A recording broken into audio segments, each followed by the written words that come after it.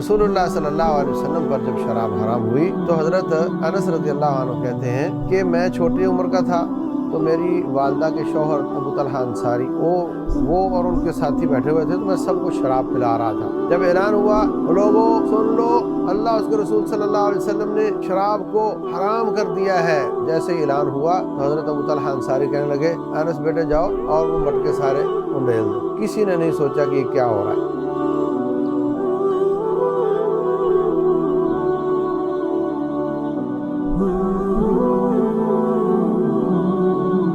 بسم اللہ الرحمن الرحیم۔ اب سوال یہ پیدا ہوتا ہے کہ ڈرگز اور منشیات اور یہ سب چیزیں جو لینے کے عادی ہیں، قرآن کی آیات سے سمجھا دیا، احادیث سے سمجھا دیا، تو اس کا علاج کیا ہے؟ کیسے اس کا علاج کیا جائے؟ اسلام کا جو کسی بھی برائی کو روکنے کا طریقہ ہے وہ دو چیزوں ہیں۔ ایک تو دو چیزوں سے ہوتا ہے، ایک تو آپ ترغیب اس کو دیں کہ یہ کام نہیں کرو گے تو یہ ملے گا، جنت ملے گی، اعلیٰ مقام ملے گا، اور دنیاوی حساب سے یہ فائدہ ملے گا، وہ فائدہ ملے گا، اور دوسرا یہ ہوتا ہے کہ اس کو ترغیب کی جائے کہ یہ نقصان ہوگا، تو دنیاوی حساب سے اس کو نقصانات کی آگاہی دی جائے، اور آخرت کے حساب سے اور دنیاوی حساب سے اس کی سزا کا بھی، کہ حکمران کو اللہ تعالیٰ نے حکم دیا ہے کہ وہ ایسے لوگوں کو 40 یا 80 کوڑے مارے، اور آخرت میں ایسے لوگوں کو جو سزا ملے گی، رسول اللہ صلی اللہ علیہ وسلم فرماتے ہیں کہ جو شخص دنیا میں شراب پیتا ہے اس کو آخرت میں نہیں ملے گی۔ تو 50 سالہ زندگی کی بدبودار شراب اور 50,000 سالہ زندگی اور اس کے بعد ہمیشہ کی جنت، اس میں شراب کی نہریں، لا یصدعون عنہا ولا ینزفون، جس سے نہ سر گھومے گا، نہ نشہ ہوگا اور نہ سر درد ہوگی، اور بلکہ وہ خیر ہی خیر والی شراب ہوگی۔ تو ترغیب اور ترہیب دونوں چیزیں ہونی چاہیے۔ اسلام صرف منتیں نہیں کرتا بلکہ سختی بھی کرتا ہے۔ کوئی شخص بدکاری کرتا ہے تو آپ بدکاری کے اس کو نقصانات بیان کرو اور نہ بدکاری کرنے کے فوائد بیان کرو، اور ساتھ ساتھ اس کو 100 کوڑے بھی لگاتے ہیں حکمران اور قاضی اور جج، جس سے وہ جو روکنے کے اسباب ہیں وہ ڈبل ہو جاتے ہیں، اور اس سے پھر برائی رک جاتی ہے اللہ کے فضل سے، یا بہت منیمائز ہو جاتی ہے۔ تو اس کے بارے میں ہم دیکھتے ہیں کہ اس کو کیسے روکا جائے۔ نمبر ایک تو یہ کہ ہمیں اسباب پر غور کرنا چاہیے کہ اسباب اس کے ہیں کیا۔ تو اگر سروے کیا جائے، جن لوگوں نے سروے کیا ان کے مطابق یہ ہے کہ بعض لوگ کہتے ہیں جی ڈرگز لینے سے ایک آدمی پڑھ رہا ہے، میڈیکل پڑھ رہا ہے، نان میڈیکل پڑھ رہا ہے، وہ کہتا ہے جی میں اپنی کتاب پر فوکس زیادہ اچھا کر سکتا ہوں، مجھے اس کا فائدہ ہو جاتا ہے۔ تو ایک آدمی گراؤنڈ میں کھیل رہا ہے یا کوئی جمناسٹک کر رہا ہے، تو وہ کہتا ہے جی میں یہ پی لوں تو میری طاقتیں زیادہ ہو جاتی ہیں، میں وہ جو کام کر رہا ہوں دوسروں سے زیادہ اچھا کر لیتا ہوں۔ تو بات یہ ہے کہ اللہ تبارک و تعالیٰ نے ان چیزوں کے فائدے کا انکار نہیں کیا۔ ہم بھی مانتے ہیں بھئی تیرا فائدہ ہے، ایسی بات۔ اللہ فرماتے ہیں اسمہما اکبر من نفعہما فیہما اسم کبیر ومنافع للناس، جوئے اور شراب میں بہت بڑا گناہ ہے اور لوگوں کے فائدے ہیں، لیکن جب ہم انالیسس کرتے ہیں تو اسمہما اکبر من نفعہما، ان کا گناہ جو ہوتا ہے وہ فائدہ سے زیادہ ہوتا ہے، نقصان زیادہ ہوتا ہے، تو اس لیے ہم اس کو منع کر رہے ہیں۔ تو جو طالب علم یہ سمجھتا ہے یا جو کھلاڑی یہ سمجھتا ہے کہ میں اس وجہ سے کر رہا ہوں، تو اس کو یہ سمجھ لینا چاہیے کہ تیرا رب تو اس سے زیادہ انالیسس کر سکتا ہے، اور اس کا تیرے پاس تو ایک انالیسس یا ایک علم ہوگا جو تجرباتی ہوگا، اللہ کے پاس تو بصیرت ہے، وہ تو ہر چیز کو جاننے والا ہے، اور تیرا وہ خیر خواہ بھی ہے۔ وہ فرما رہے ہیں کہ میں تجھ پہ حرام کر رہا ہوں تو یہ غلط ہی ہے، یہ تیرے لیے فائدہ مند نہیں ہو سکتا۔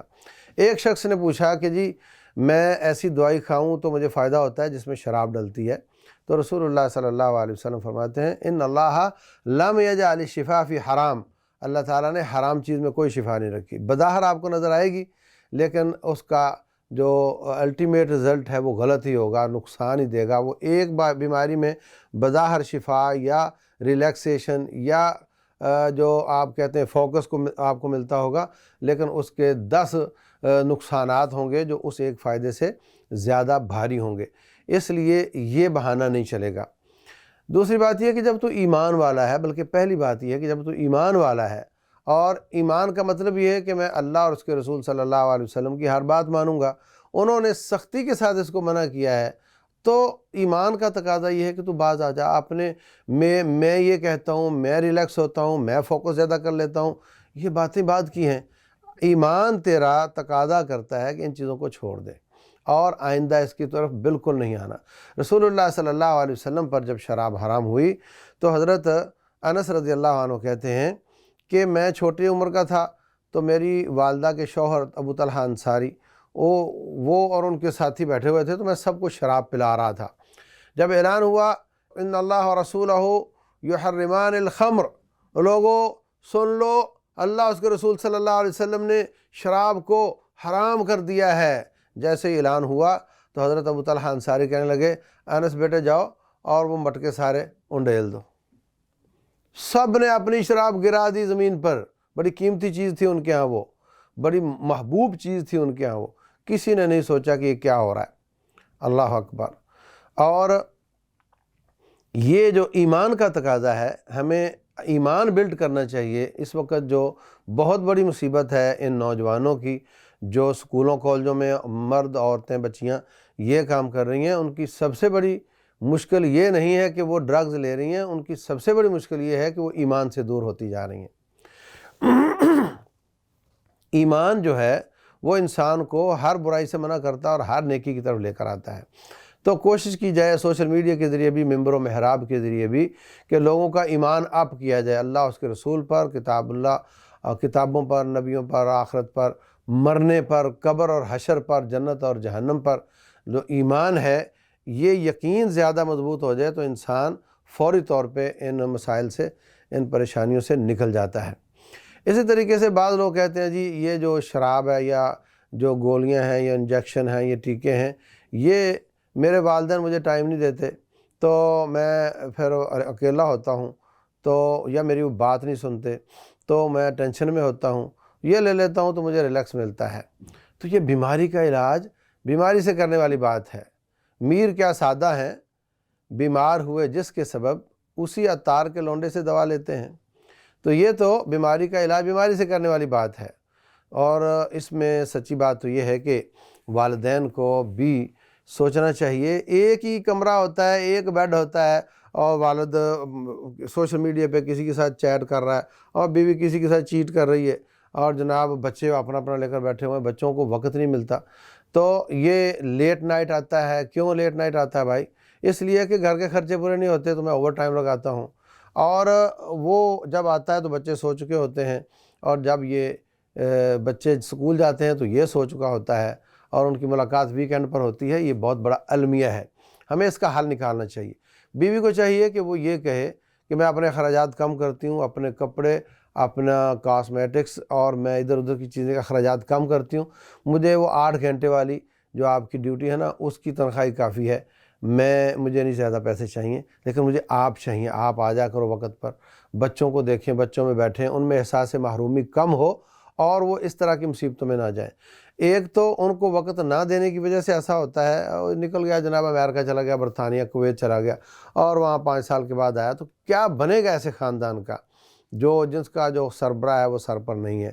بہت بڑی بڑی بیماریاں جنم لیتی ہیں اس سے۔ وہ وہاں بے راروی کا شکار ہو جاتا ہے، یہ یہاں بے راروی کا شکار ہو جاتی ہے، اولاد الگ سے برباد ہو جاتی ہے۔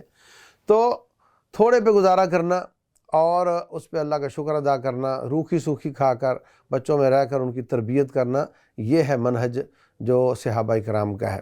دوسری بات یہ ہے کہ یہ سوشل میڈیا ہے، یہ اماں کا وقت بھی لے گیا، ابا کا بھی لے گیا، اللہ کا بھی لے گیا، بیوی کا بھی لے گیا، شوہر کا بھی لے گیا۔ اس سے ہمیں اس کو اعتدال پر لانے کی ضرورت ہے۔ اگرچہ اس کے ایسے فوائد بھی ہیں جو ہمیں مجبور کرتے ہیں اور ہم اس کو چھوڑ نہیں سکتے، تو کم از کم اس بے لگام گھوڑے کو لگام تو دینی چاہیے۔ اس کا کوئی خاص وقت ہو جس میں کوئی 4 میسج دیکھنے تو دیکھ لیے جائیں۔ ہر وقت یہ نہیں ہونا چاہیے کہ آخری کام بھی رات کے وقت یہی اور صبح اٹھنے کے بعد بھی پہلا کام یہی ہو، ایسا بالکل نہیں ہونا چاہیے۔ ہمیں ہر پیپر میں پاس ہونا ہے، ہمیں بچوں کو بچوں کا وقت دینا چاہیے، بیوی کو بیوی کا وقت دینا چاہیے، شوہر کو شوہر کا وقت دینا چاہیے، والدین کا خیال، اللہ تبارک و تعالیٰ کے ہم بندے ہیں اس کی عبادات کا خیال، اور اس میں سے تھوڑا سا وقت اگر جو کونے خدرے میں اس کو استعمال کر لیا جائے، ورنہ اس کو ٹیلی فون کرنے کی حد تک رکھنا چاہیے۔ اس نے تو زندگی برباد کر دی ہے، یہ تباہی کی طرف ہمیں لے جا رہا ہے، اس کے استعمال کو کم از کم کرنا چاہیے۔ اور اسی کو یوٹیلائز کر کے ہم ڈرگز کے استعمال کے خلاف بھی کام کر سکتے ہیں۔ یہ میں آپ سے بات کر رہا ہوں، آپ اسی کلپ کو اسی سوشل میڈیا کے ذریعے بھیجیں لوگوں تک، تو اس کا فائدہ بھی ہو سکتا ہے۔ ممبر و محراب کا بھی وہی فائدہ ہے اور اس سوشل میڈیا کا بھی وہی فائدہ ہے۔ اور میں سمجھتا ہوں کہ ممبر و محراب اب اتنا افیکٹو نہیں رہا، کیونکہ یہ لڑکے جن کی ہم بات کر رہے ہیں وہ تو وہاں آتے ہی نہیں ہیں، تو وہ ریکارڈنگز اور وہ کلپ ان کے وہاں سے کاٹ واٹ کر ایڈٹ کر کے ہمیں سوشل میڈیا کے ذریعے ان بچوں تک، ان لڑکیوں لڑکوں تک پہنچانے چاہیے جن پر اثر اس وقت صرف اس موبائل کا ہو رہا ہے اور کسی چیز کا نہیں ہو رہا۔ تو اس طریقے سے یہ سوشل میڈیا، اس کا مثبت استعمال بھی ہو سکتا ہے اور ممبر و محراب بھی اپنا کردار پیش کر سکتا ہے۔ سب سے زیادہ ایمان بلڈ کرنے میں ہمیں محنت کرنی چاہیے، اور جب ایمان بن جاتا ہے، ایمان کی پچ پر اتنا کہنا ہی کافی ہو جاتا ہے کہ اللہ تبارک و تعالیٰ نے منع کیا ہے، تو وہ آدمی باز آ جاتا ہے۔ اللہ تبارک و تعالیٰ سمجھنے اور عمل کرنے کی توفیق دے۔